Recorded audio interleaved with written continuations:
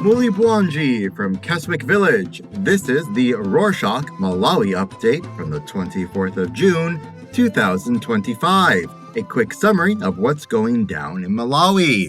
The World Health Organization announced that the U.S. Food and Drug Administration has approved a new medicine that could be injected twice a year to protect adults and adolescents from getting infected with HIV.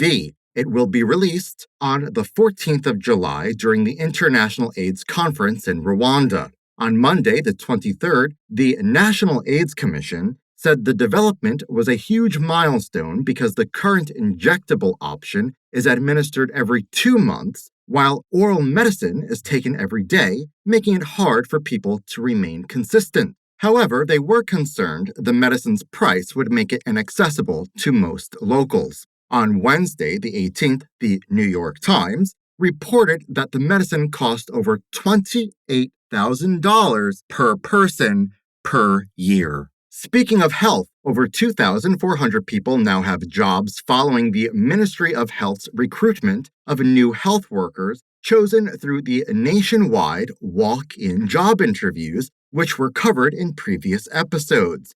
These interviews exposed the levels of unemployment in Malawi as thousands of people showed up for the interviews as early as 5 a.m., even though they only started around 8 a.m. The recruits include senior medical officers, nursing and midwifery officials, and clinicians, and will be sent to work in the central and district hospitals across the country. Unfortunately, a news article said the new health officers might not have enough resources to work with since there is a national drug shortage due to low funding in the health sector. On Tuesday, the 24th, local news revealed that some health surveillance assistants in Thilo district in southern region have taken advantage of the shortage and are selling drugs to locals. The assistants are deployed to rural areas to provide basic disease prevention services to people there, since hospitals are far away. However, instead of providing free services, the assistants are selling drugs to desperate locals.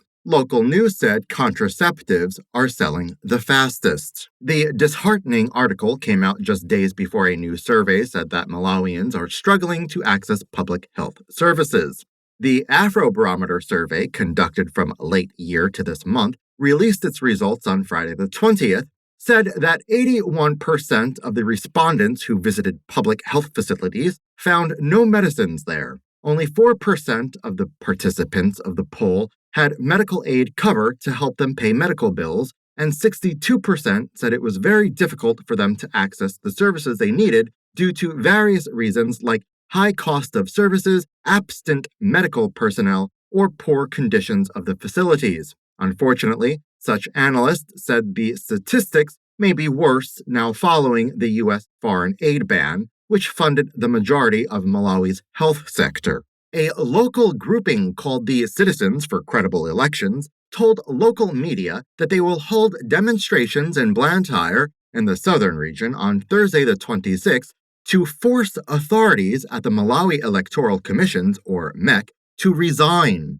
During a press conference held on Tuesday the 24th, the grouping accused Annabelle Matamanja, the MEC chairperson, and Andrew Mepsi, the MEC chief elections officer, of lacking the capacity to manage the upcoming elections with credibility and transparency, thus risking the September elections. They highlighted an incident we covered in previous episodes where MEC refused to give independent observers access to the voter register.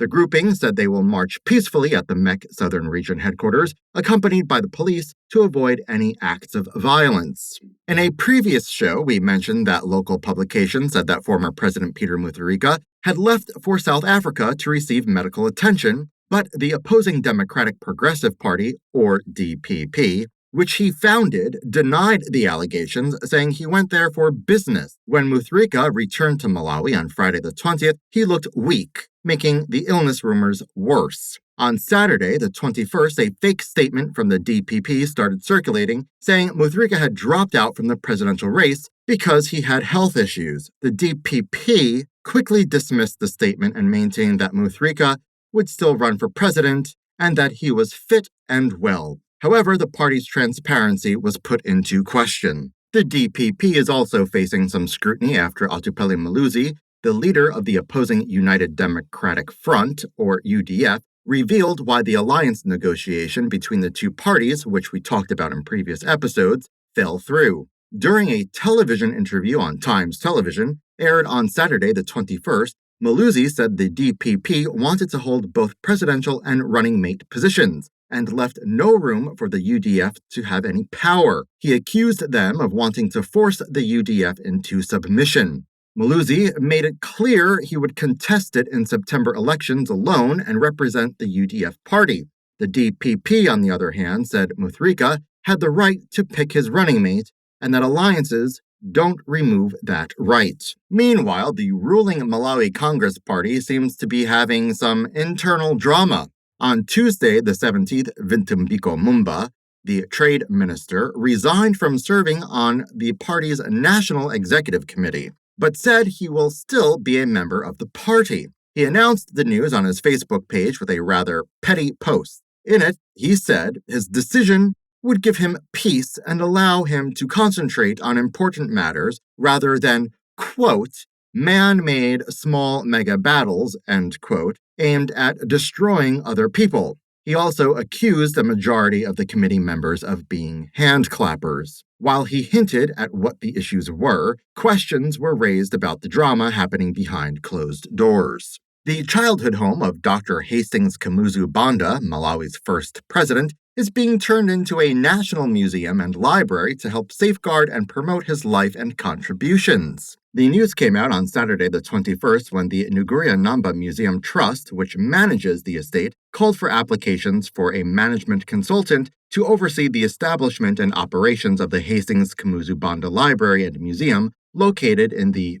Kasungo district in the central region. According to the statement, the museum will offer an archive of historical documents, photographs, artifacts, and personal belongings of Kamuzu. It is expected to become a center for education, tourism, and national pride. The First Discount House, or FTH Financial Holdings Limited, built the state-of-the-art Thomas Frank Mikpinjara Center of Excellence in Blantyre in the southern region. It is named after the founder of the FDH Bank and is meant to drive leadership development in Malawi and the wider southern African region.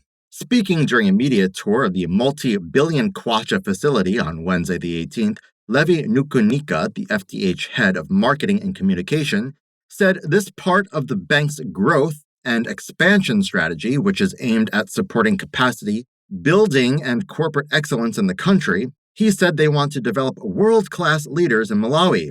Nikunika also said the center would open very soon. Since we mentioned banks, Standard Bank launched the Financial Fitness Academy to help improve financial literacy across the country.